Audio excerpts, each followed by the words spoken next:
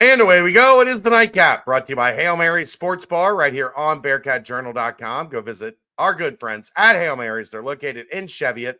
They're right on Harrison Avenue, so they're in the Dora district. You can go from bar to bar with your drinks, or you can just hang out at Hail Mary's. They've got 27 TVs, a 9-screen video wall.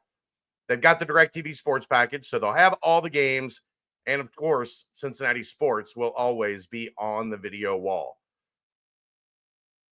Food trucks on the weekend, brand new walk-in cooler, brand new draft lines, and, of course, ice cold Cincy Light on tap in 32.8-degree frosted glasses. All right, Aaron, let's get to it. It's been a long weekend. I think both of us are sports parent worn out at this point in time, but the show must go on. And we didn't even have anything this weekend. I put about 600 miles on the car this weekend between Independence, Kentucky, West Harrison, Indiana, and then Lexington, Kentucky for Kelsey had a volleyball tournament Friday, Saturday, and Sunday. I've been driving a lot. It hit me on the way home today. Like, I was pretty good the whole weekend. On the way home today, like halfway through the drive, I was just like, brr. I'm just really glad we didn't have anything this weekend, because right now we are, because the car's in the shop from the deer. Yeah. We have to go everywhere in 2 cars. We don't all fit in one vehicle. So I'm really happy we didn't have anything this weekend. All right, let's get to it. We the only position group we have not covered yet, and this was sort of by design. We wanted to see the offensive line through the first week of camp before we did the offensive line preview. Just not necessarily for the starters, but just kind of to see how things played out, who was getting priority as like that next group that we always hear Coach Cardwell talk about. They want to have 7, 8 guys ready to go at any given time. So got a better feel for that. So I think we're a little bit more ready for this than we would have been before camp. So starters, look, I'm pretty confident when the lights go on and the season begins, you're going to see Joe Cotton at left tackle, Evan Tengestal at left guard, Gavin Gerhardt at center, Taran at right guard, and DeAndre Buford at right tackle. That just makes the most sense. You've got 3 guys, that have played here. Obviously, Gerhardt's played the most. Buford's been a starter for the majority of the past 2 seasons. And then Tengestal got a lot of reps last year. So you think those 3 guys are going to be the starters, the incumbents. And then they prioritize Taranteo at guard. They obviously prioritize Joe Cotton at left tackle. So that seems to be the number one group. And I think it's got a chance to be a really good group, Aaron. Well, there's not a ton of retention from last season outside of Gavin bringing starters back, I guess, as it were. Yeah, I mean, Buford has essentially been a starter for 2 years. And I thought year 1, he wasn't good. Like, he was not good his first year here coming from Kentucky. I thought he was better last year. I don't think he was an all-conference type guy, but I thought he was serviceable at right tackle last year. We like most people on the line, we didn't say his name a whole lot. And as an offensive lineman, that's usually a good thing.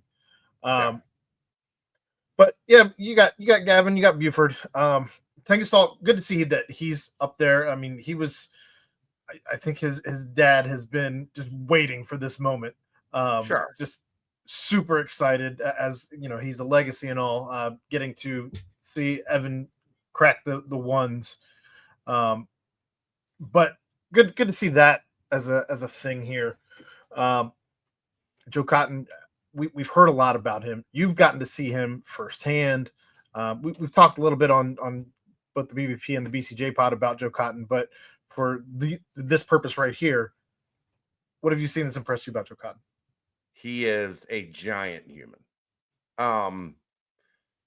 he's one of those guys that he's every bit of 6'7", 320 pounds, but he looks like he could carry another 20 pounds, like easily. Like he's 6'7", 320. He's massive, but he's not fat. Like he's not carrying a bunch of extra weight to get to that 320. He moves well. He's light on his feet. He's got long arms. I mean, he's everything physically you could ask for in a left tackle. So that's why he was so highly coveted. Like finding humans that are that big, that carry their weight and strength that well, and check, when you hear about left tackles in the draft, like what's their footwork like? How long are their arms? Like how can they keep defenders off of their body? And he fits every one of those criteria to a very high level. So, if you could draw up, we're going to go in the transfer portal and get ourselves a left tackle, Joe Cotton is what he would look like. Talked to him for the first time this week. I really enjoyed the conversation with him. Engaging, fun personality. But when you talk to the other guys about him, smart, good teammate, works his butt off. So, I don't know how they could have done any better. Considering the glaring hole they had at left tackle. Sure. When we talked about spring practice, it was like, if they don't find a Big 12 starting left tackle, we are going to be talking about left tackle all season. And then now, hopefully, we're not going to talk about it much, Aaron. And then at right, I agree. And then at right guard, you have Taran, another transfer. And we've seen the videos of him throwing massive amounts of weight around. Just, again, another large human who likes to move other large humans. Another 320-pound offensive lineman. Like, gone are the days of, oh, he's 300 pounds. That's big enough. It's not always in this league. Like, you have to be massive in this league, and he's massive. Like, he looks like if somebody parked in your parking space, he looks like he could take care of it for you. And by that, I mean he could pick up the car and put it somewhere else. The thing about like Luke Kandra that we thought was going to be hard to replace is like just frame wise, the shoulders. Like Kandra was just incredible in size, and Theo looks just very similar. Like the broad shoulders, the thick neck, like the thighs and calves that are the size of tree trunks. Just a big road grading human. They like that right guard to obviously be of that stature. So yeah, I mean he's both of those guys have been really impressive so far at the start of camp. The big thing though, Aaron, is what's next.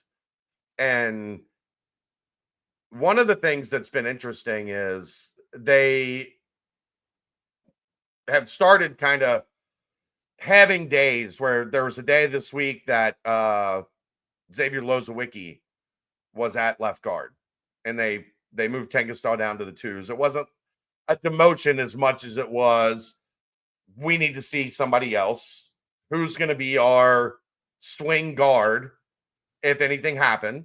That looks right now to be Xavier Lozowicki. I watched him pretty closely the day that he was in there, and he looked good. He's got kind of a more of a tackle frame, I would say. He's not like that, looks like a rhinoceros like Teo. Like it has a little bit more of a tackle frame, but I thought he was good when he was in there. And then there's been a little, testing at right tackle as well. And your boy's holding his own, Aaron. Ethan Green. Getting some steady work. He's been the twos right tackle all week. And then late in the week, they gave him some time at the ones. Buford had a family situation. He had to go home. Nothing major. I think he'll be back tomorrow. should be back tomorrow. But that's gotten Ethan Green some time at right tackle, and he's looked good. So this is what him and Jonathan Thompson's and Sincere Lewis's fourth year in the program. Fourth year for those guys. So yeah, you would hope that that's a fourth year guy in the program. You're cracking on with the 2s and 1s. So yeah, nothing but a good thing there.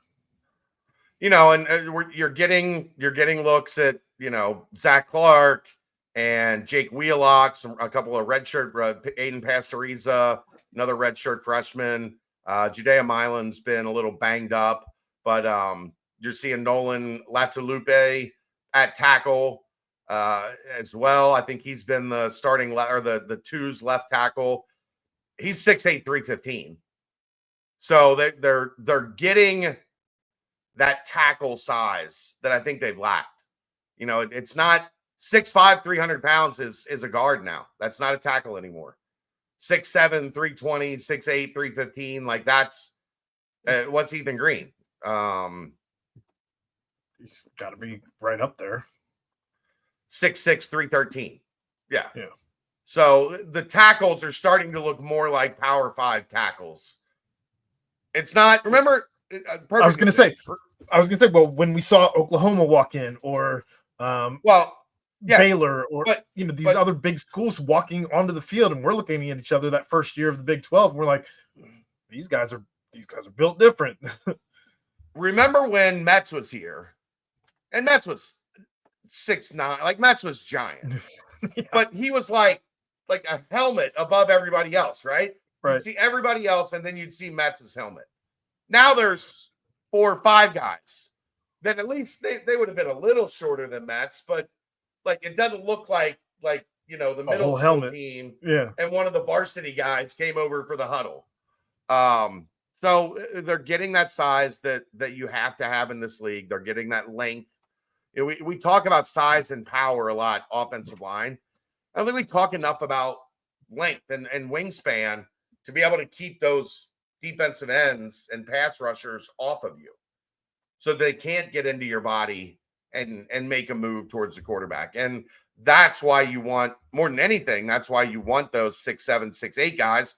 Generally, they're going to have the longer wingspan, and they're going to be able to keep those guys at bay a little bit better than, they can get up in those 6'5" guys and use speed moves, use power moves to get to the quarterback. So, yeah, it's been a good camp so far for the O-line. The second team is going to allow a little bit more pressure. We haven't seen a ton of pressure with the first team. Saturday, I think there was probably the most that we've seen so far this camp.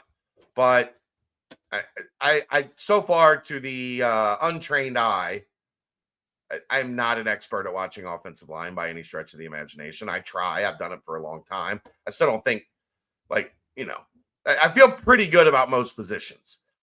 Offensive line, if an offensive lineman walks up and is like, I'm seeing this, I'll be like, I'm taking your word for it because I don't know shit.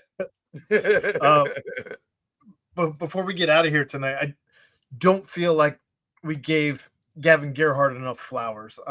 Sure. He's going to be a captain for the 3rd year in a row, right. 4-year starter. Like, he's just old faithful, right? You know what you're going to get with him. I just didn't want to gloss over the fact that he is still here, and he is, not many guys like him come along very often. No. When Nico raves about the fact that as many dudes as Nico has been around, that he may be like the most captain of all captains he's ever captained. Or however it was that Nico put it. But that's including his days at Ohio State, his days at Michigan State. He said he has never really been around anybody who a program means as much to as Gavin Gerhardt. Yeah. And we've talked about this offseason, just how many of the guys on this team could have gone somewhere else, could have abandoned ship at any point in time, and could have walked away from this coaching staff, could have walked from this program, gone to play somewhere else, and had much success. He's one of those guys who has stuck around, done everything he could to leave his imprint on this program. And it's almost bittersweet that this is going to be his final hurrah here at Nippert Stadium. It is. I love Gavin. Like, I've gotten to know Gavin really well over the years. I know his dad well. Like, he's one of those guys that he's got a great personality. He's been around forever. So you feel like you know him well. He's going to be a guy that comes around because he's from the area. He's going to come around for a long time. And I'm always going to have a conversation with Gavin for the rest of my time doing this. So he's awesome. And he's one of the best centers in the league. And he's kind of the cornerstone.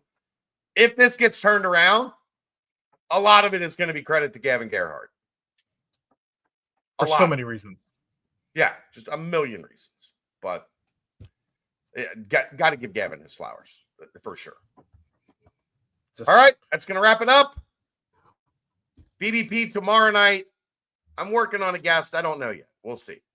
But either way, there's going to be a ton of content as we continue. They move back to the Shakely Indoor Practice Facility on Monday, and we'll be there all week. That's the Nightcap, brought to you by Hail Mary Sports Bar, right here on BearcatJournal.com. See ya!